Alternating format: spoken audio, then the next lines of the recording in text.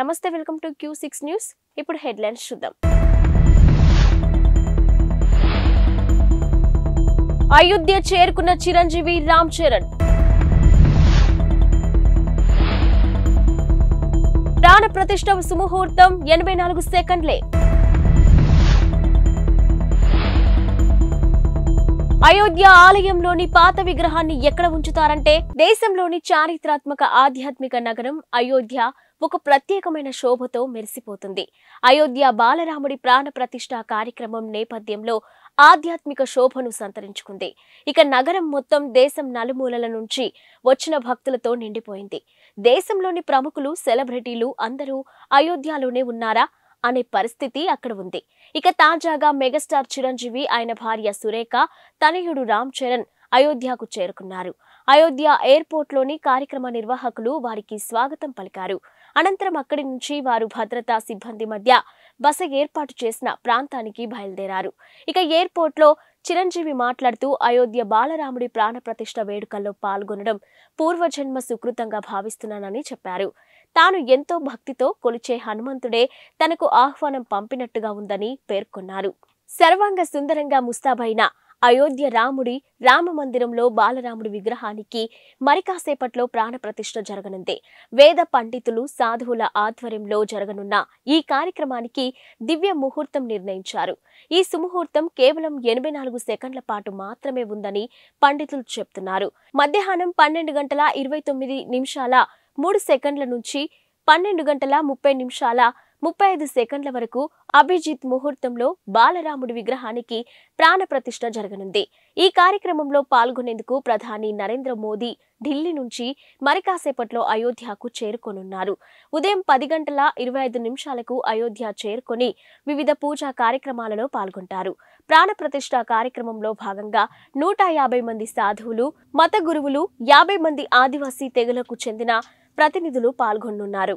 ఇక వీరితో పాటు వివిధ రంగాలకు చెందిన ప్రముఖులు, కరసేవకుల కుటుంబ సభ్యులు సహా ఆహ్వానం అందుకున్న 7,000 మంది అతిథులు అయోధ్య చేరుకున్నారు.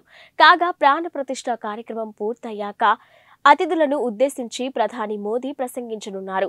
ఆపై సీఎం యోగి, శ్రీరామ జన్మభూమి తీర్థ క్షేత్ర ట్రస్ట్ చీఫ్ మహంత్ గోపాల్ దాస్ కూడా ప్రసంగిస్తారు. దేశంలోని 100 కోట్ల మంది హిందువులు ఎంతగానో ఎదురు చూస్తున్న సమయం ఆసన్నమైంది. ఇక శతాబ్దాల కళ, దశాబ్దాల పోరాటం తర్వాత రామ మందిర సుదీర్ఘ కళ నెరవేరబోతుంది. కాసేపట్లో అయోధ్యలోని రామ మందిరంలో బాలరాముడి విగ్రహానికి ప్రాణ ప్రతిష్ఠ చేయబోతున్నారు. ఈ నేపథ్యంలోని యావత్ దేశం రామనామ స్మరణంతో మారుమోగుతుంది. ఎక్కడ చూసినా జై శ్రీరామ్ అనే నినాదాలు వినిపిస్తున్నాయి. శ్రీరాముడి జెండాలు కనిపిస్తున్నాయి. రామ మందిరాలు, హనుమాన్ ఆలయాలు భక్తులతో కిటకిటలాడుతున్నాయి. ఇక అయోధ్య రామాలయ గర్భగుడిలో 51 అంగుళాల కొత్త మూర్తిని ప్రతిష్ఠించారు. అయితే ఇక్కడే అందరికీ ఒక సందేహం తలెత్తుతుంది. మందిరంలోని పాత విగ్రహాన్ని ఏం చేయబోతున్నారనేదే ఆ సందేహం.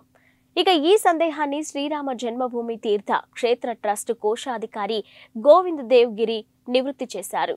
ఇక పాత విగ్రహం ఎత్తు 5-6 అంగుళాలు మాత్రమేనని, 25 నుంచి 30 అడుగుల దూరంలో ఉన్న వారికి ఆ విగ్రహం సరిగ్గా కనిపించదని ఆయన చెప్పారు.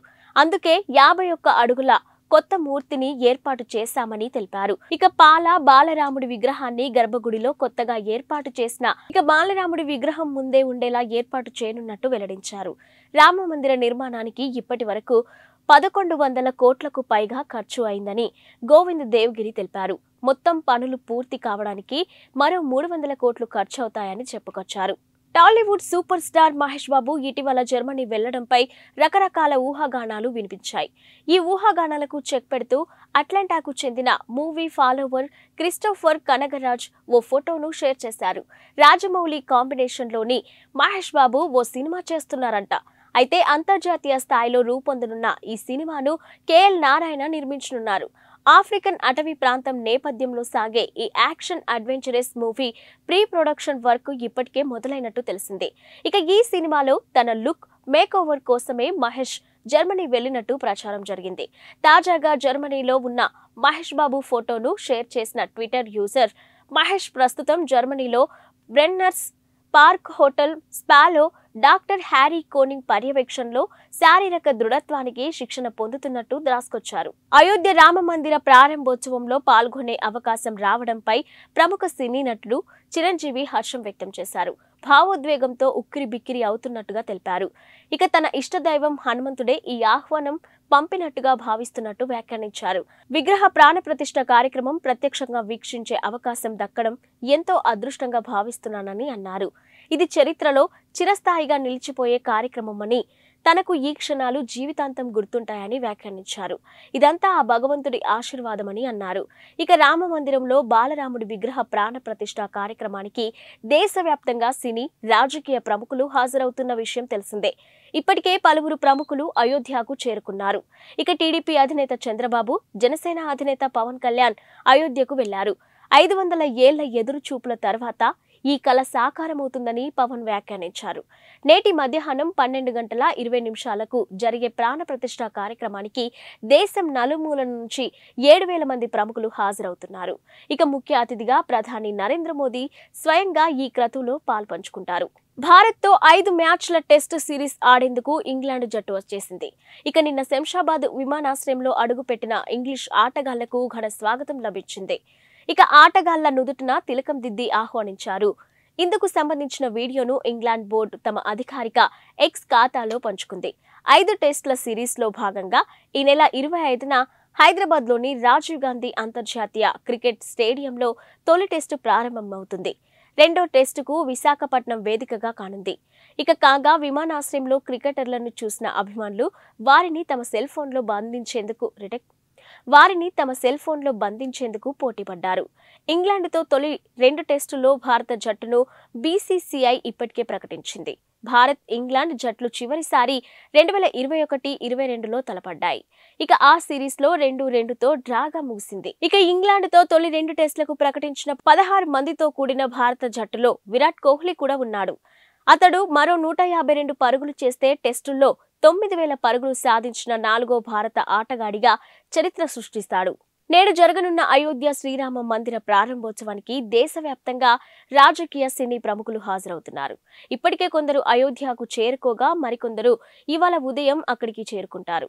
ఇక టీడీపీ అధినేత చంద్రబాబు, జనసేన అధినేత పవన్ కళ్యాణ్, సూపర్ స్టార్ రజనీకాంత్ కూడా అయోధ్యకు చేరుకున్నారు. ఇక అయోధ్యలోని టీడీపీ అధినేత చంద్రబాబు నాయుడు ఇప్పటికే పలు ఆలయాలను సందర్శించారు. పండితులు చంద్రబాబును సత్కరించి తీర్థ ప్రసాదాలు అందజేశారు. 500 ఏళ్ల ఎదురు చూపుల తర్వాత ఈ కల సాకారమవుతుందని జనసేన అధినేత పవన్ కళ్యాణ్ వ్యాఖ్యానించారు. ఈ కార్యక్రమంలో పాల్గొనే అవకాశం రావడం అదృష్టమని అన్నారు. తెలుగు రాష్ట్రాల నుంచి పలువురు ప్రముఖులు కూడా ఈ కార్యక్రమానికి హాజరవుతున్నారు. కాగా మధ్యాహ్నం 12:20 బాలరాముడి ప్రాణ ప్రతిష్ఠ కార్యక్రమం నిర్వహిస్తారు. ఈ కార్యక్రమానికి సంబంధించి దేశవ్యాప్తంగా 7,000 మంది ప్రముఖులకు ఆహ్వానాలు వెళ్లాయి. ముఖ్య అతిథిగా ప్రధాని నరేంద్ర మోదీ పాల్గొంటారు. జనవరి 22 దేశం యావత్తు గుర్తుంచుకోదగిన రోజు. ఆ మాటకొస్తే చరిత్ర పుటల్లో చిరస్థాయిగా నిలిచిపోతున్న రోజు. నేడు అయోధ్యలో జరగనున్న రామయ్య ప్రాణ ప్రతిష్ఠ కార్యక్రమంతో దేశంలో పండుగ వాతావరణం నెలకొంది. ఈ వేడుకను కనులారా చూడాలని దేశం నలుమూలల నుంచి ఇప్పటికే వేలాది మంది అయోధ్యకు చేరుకున్నారు. అసలు అయోధ్య రామయ్య మందిరానికి ఎందుకంత ప్రాధాన్యం? రామయ్య నడియాడిన అయోధ్యలో మళ్లీ పూజలందుకోబోతున్న శ్రీరామచంద్రమూర్తికి సంబంధించి అయోధ్యలో ఎప్పుడు ఏం జరిగిందనేది ఓసారి చరిత్రను తిరిగేసి చూద్దాం. 1526 పాన్పట్ యుద్ధంలో ఇబ్రహీం లోడీని ఓడించిన బాబర్ ఇండియాలో అడుగుపెట్టాడు. దీంతో మొఘలులు సామ్రాజ్య పాలన ప్రారంభమైంది. ఇక అతడి జనరల్లోని ఒకరు ఈశాన్య భారతదేశాన్ని జయించిన సమయంలో 1528లో అయోధ్యలో పెద్ద మసీద్ను నిర్మించి దానికి బాబ్రీ మసీదుగా పేరు పెట్టి బాబర్ను ప్రసన్నం చేసుకున్నాడు. ఇక మసీదు వెలుపల హిందువులకు పూజించే వెసులుబాటు కల్పించారు. ఇటీవలే టీడీపీని వీడి వైసీపీలో చేరిన విజయవాడ ఎంపీ కేశినేని నాని నిన్న అమృత్సర్లోని పవిత్ర సిక్కు ఆలయం గోల్డెన్ టెంపుల్ ను సందర్శించారు. స్వర్ణ దేవాలయం వద్ద కుటుంబ సభ్యులతో కలిసి తీసుకున్న ఫోటోను షేర్ చేసిన నాని గత సాయంత్రం ఆలయాన్ని సందర్శించి అందరూ ఆరోగ్యంగా, సంతోషంగా, సుఖ సంతోషాలతో ఉండాలని ప్రార్థనలు చేసినట్టు తెలిపారు.